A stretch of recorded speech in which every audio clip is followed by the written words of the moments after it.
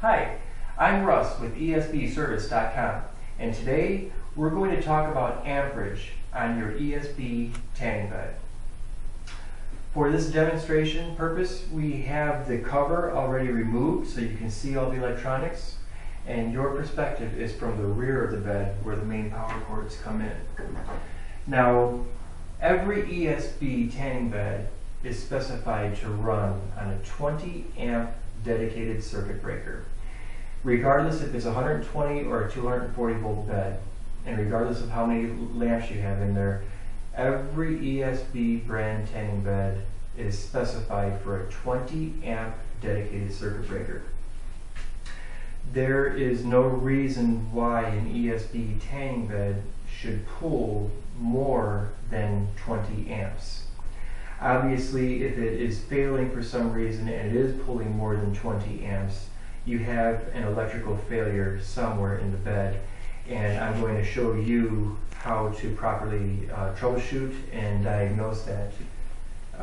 We're going to follow through the circuits, and I'm going to show you where the different amperages are at the different portions.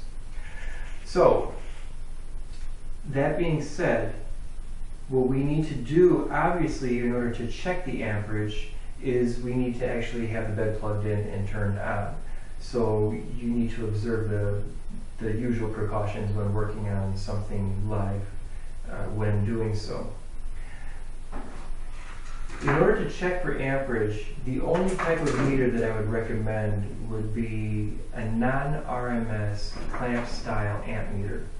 Now, you can get a meter like this for roughly $10. You can spend upwards of a few $100s or more on a meter like this, but you don't need anything more than just a $10 clamp meter. What you would do is you would set your meter to reading amps.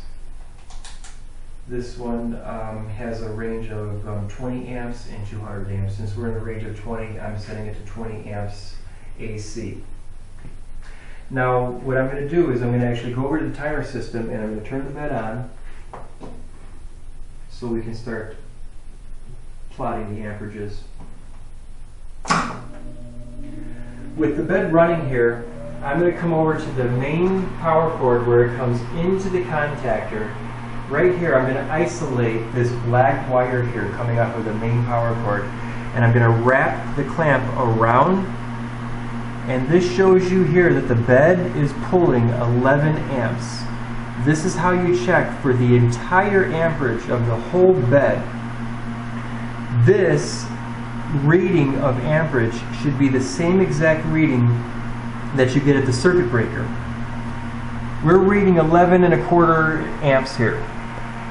If you were reading, say, 15 or anything more than this number, really, for that matter, especially if it's over 20 amps, that tells you that the bed is not on a dedicated circuit breaker.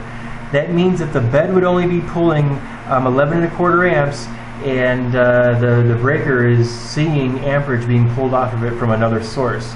And that is exactly incorrect and not proper for your ESB tanning bed. Again, it needs to be dedicated.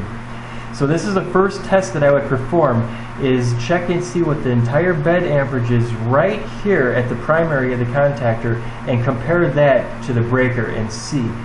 Make sure it is indeed the same exact number.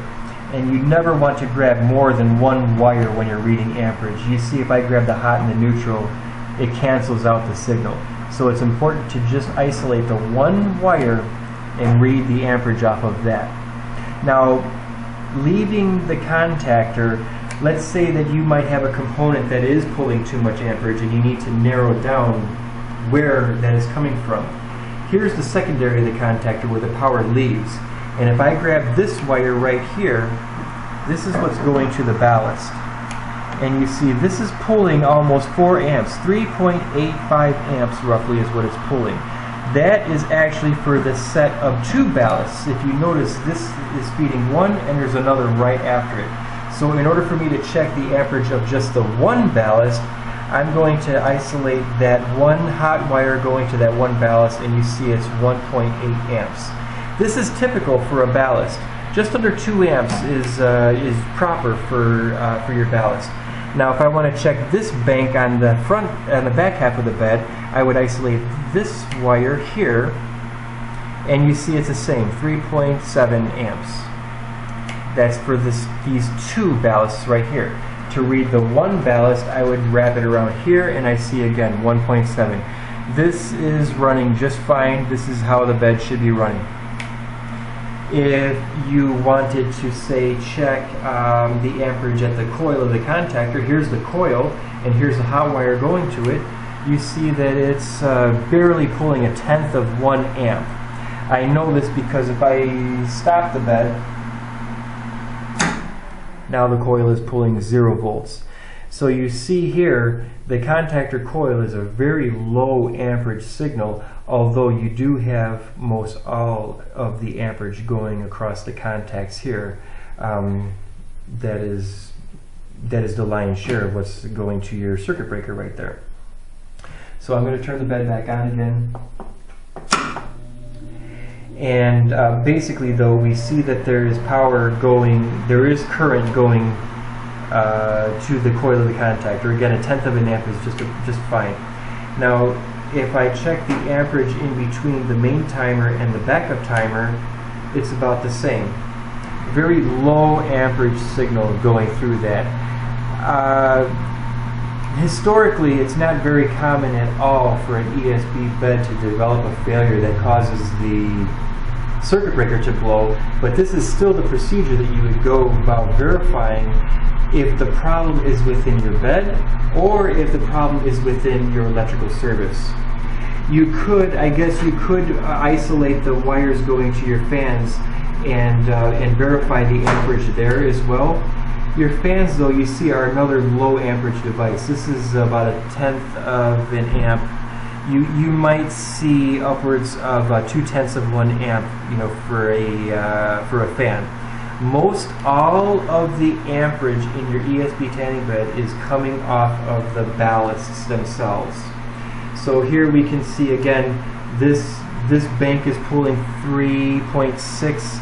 This bank is pulling 3.6. So this is roughly half of the amperage in this bed here. If we wanted to check the amperage going down to the bench, there's a line right here. This is hot, and this is the hot line that goes down to the bench. So we can also take and wrap around here and check the bench. The bench is pulling 4.5 amps.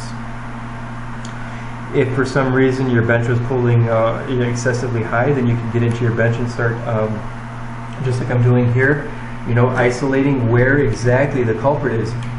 Also, what we're doing is we're verifying consistency. On this bed, you see we have 4 of the same ballast. You might have 8. There might be a different style of ballasts, but you should be able to always verify that each ballast is pulling the same amount of amperage. If you were to see one single ballast that was pulling 2 or 3 times as much as the other ones, that would point out to you where the culprit is.